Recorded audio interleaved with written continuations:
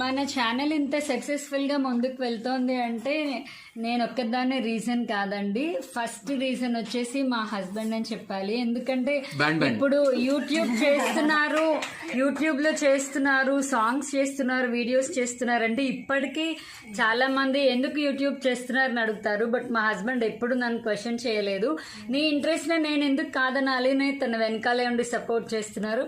అలాగే నాకు చాలా మంచి ఫ్యామిలీ అండి. మా బావగారు కానీ, అక్క కానీ, పిల్లలు, మా అమ్మ నాన్న ఎవ్వరు నా ఇష్టాన్ని కాదనరు అనమాట.